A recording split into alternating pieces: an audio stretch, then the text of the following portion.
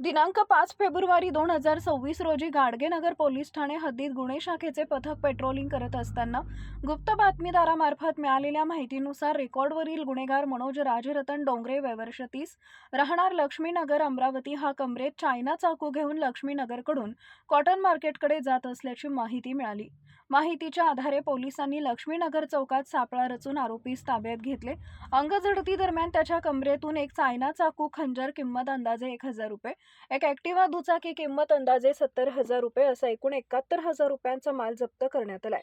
या प्रकरणी आरोपी विरुद्ध पोलीस स्टेशन गाडगेनगर इथं कलम 425 आर्म ॲक्ट व 135 MP ॲक्ट अंतर्गत गुन्हा दाखल करण्यात आला आहे।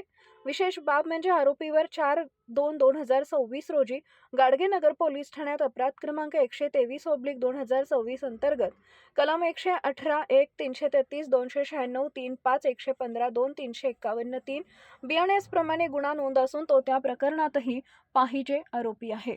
ही कारवाई पोलीस आयुक्त राकेश ओला, पोलीस उपायुक्त मुख्यालय रमेश धुमाळ, सहाय्यक पोलीस आयुक्त शिवाजी बचाटे यांच्या मार्गदर्शनाखाली पोलीस निरीक्षक संदीप चव्हाण यांच्या नेतृत्वात सहाय्यक पोलीस निरीक्षक मनीष वाकोडे, पोलीस अंमलदार सतीश देशमुख, फिरोज खान, मंगेश लोखंडे, प्रशांत मोहड, नाजिमुद्दीन सय्यद व रणजित गावंडे यांनी केली आहे।